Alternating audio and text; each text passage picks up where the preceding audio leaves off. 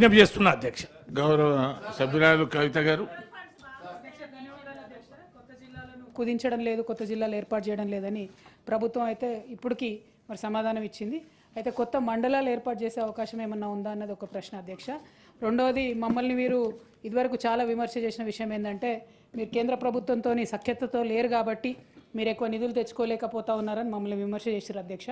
మరి గడిచిన సంవత్సర కాలంలో గౌరవ ముఖ్యమంత్రి గారు దాదాపు నెలకు 2-3 సార్లు ఢిల్లీకి పోయి కేంద్రంలో పెద్దలందరినీ మంత్రులందరినీ కూడా కలిసి వచ్చినారు. మరి ప్రతి జిల్లాకు రావాల్సినటువంటి నవోదయ పాఠశాలలు తెచ్చుకున్నారా?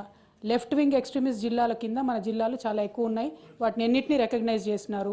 మూడోది అధ్యక్ష, మరి ముఖ్యమైనటువంటి విషయం, బ్యాక్వర్డ్ గ్రాంట్స్ ఏదైతే ఉంటాయో అవి వచ్చినాయా రాలేదా? అవి దాదాపు 1800 కోట్లు పెండింగ్ ఉన్నాయి.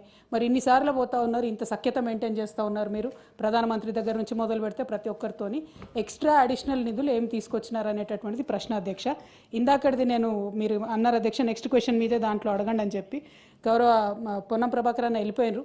కానీ ఆయన మాట్లాడుకుంటూ ఒక మాట అన్నారు అధ్యక్ష, మేము చనిపోలేదు పిల్లలు అది ఇది అని చెప్పడం జరిగినారు అధ్యక్ష. 53 మంది పిల్లలు చనిపోయినారు అనేటటువంటిది వాస్తవం అధ్యక్ష. ఆ కుటుంబాలు పేరెంట్స్ అందరూ బాధపడుతున్నటువంటి సందర్భం. ఆ చనిపోయినటువంటి వారందరికీ కూడా ఎక్స్గ్రేషియా ఇవ్వమని చెప్పి మేము డిమాండ్ చేయడం జరిగింది అధ్యక్ష. ఇస్తారా ఇవ్వరా అన్నటువంటిది ఒకటి. ఇంకొకటి, ఏది మాట్లాడినా ఇప్పటి వరకు సంవత్సరం అయిపోయిన తర్వాత కూడా మరి కేసీఆర్ గారు ఏమన్నా ఇంట్లోకి వెళ్ళి ఇచ్చిరా అంటే, మరి ఇవాళ మీ ముఖ్యమంత్రి రేవంత్ రెడ్డి గారు ఏమన్నా ఇంట్లోకి వెళ్ళి ఇస్తున్నారా? మీరు ఎందుకు మాకు పెండింగ్ బిల్స్ ఇస్తలేరు? ఎందుకు విదేశీ విద్యార్థి నిధులు ఇస్తలేరు?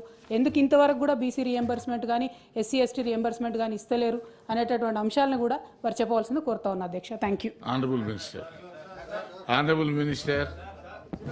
గౌరవ సభ్యులు రవీంద్రరావు గారు అడిగినట్లు చాలా స్పష్టంగా నేను అన్న దాంట్లో చెప్పాను.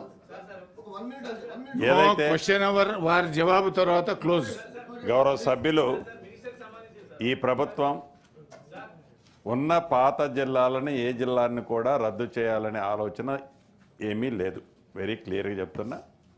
ఇక అభివృద్ధి సంక్షేమం ఆ జిల్లాలో ఏ స్థాయి నుంచి ఏ స్థాయికి ఇంక్రీజ్ అయింది, ఒకవేళ మా జిల్లా తీసేస్తే పక్కన సీతక్క జిల్లా తీస్తారా లేదా అని గౌరవ సభ్యులకి ఇటువంటి ప్రశ్నలే వారి మనసుకు రానియొద్దు. ప్రభుత్వము ఏ జిల్లాని కూడా తీసే ఉద్దేశం లేదు. సోదరిమై కవిత గారు అడిగినట్లు గౌరవ ముఖ్యమంత్రి గారు ఎన్నిసార్లు కేంద్రం పోయారు, ఎన్ని నిధులు తీసుకొచ్చారు, సరది ఈ క్వశ్చన్కి అనుబంధం కాకపోయినా ఈ దేశంలోని రాష్ట్రమే ఈ తెలంగాణ రాష్ట్రం. గౌరవ ముఖ్యమంత్రి గారు పోతే కేంద్ర ప్రభుత్వం ఏదైతే ఉందో, మీరు 10 సంవత్సరాలు పరిపాలించినాడు ఆనాటి ముఖ్యమంత్రి గారు ఆనాటి మంత్రులు కేంద్రానికి వెళ్ళినప్పుడు ఎన్ని నిధులు తీసుకొచ్చారో స్పష్టంగా మీకు తెలుసు, మాకు తెలుసు. కేంద్రంలో అధికారంలో ఒక పార్టీ ఉండి రాష్ట్రాల్లో ఒక పార్టీ ఉన్నప్పుడు ఆ ఫైట్ ఎలా ఉంటుందో కూడా ప్రత్యక్షంగా పార్లమెంటు సాక్షిగా మనం చూసాం. ఇవాళ అసెంబ్లీలో అనేక సందర్భాల్లో మనం చేస్తున్న ప్రపోజల్స్ చూస్తున్నాం. మాటకు ముందు, మాటకు మధ్య, మాటకు చివర గౌరవ ముఖ్యమంత్రి గారు ఇన్నిసార్లు కేంద్రం పోయారు, ఏమి నిధులు తెచ్చారు, ఏమి నిధులు, డెఫినెట్గా పోయినప్పుడల్లా నిధులు ఏదో వ్యాగిళ్ళతో వస్తాయన్నది కాదు. రాష్ట్ర ప్రభుత్వ పక్షాన మన పోరాటము, మన ప్రపోజల్స్ ప్రాపర్గా ఉన్నాయా లేవా, ఆ ప్రాపర్గా ఉన్న వాటిల్లో ఎన్ని వచ్చాయి, ఎన్ని వల్ల మనం మిస్ అవుతున్నాము, వాటిని సాధించుకునే దాంట్లో అధికార పార్టీగా మేము, ప్రతిపక్షంగా మీ కోఆపరేషన్ కూడా ఉండాలని ఈ వేదిక ద్వారా గౌరవ సభ్యురాల్ని సోదరీమణిని అడుగుతూ, ఒకటైతే నిజం, ఇది పేదోళ్ల ప్రభుత్వం, ఇందిరమ్మ ప్రభుత్వం.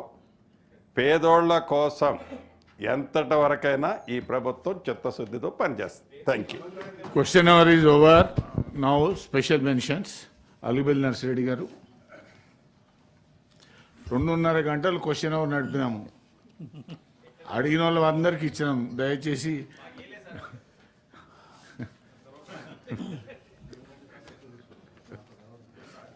అధ్యక్ష, తెలంగాణ రాష్ట్ర ఉద్యోగులు ఉపాధ్యాయులు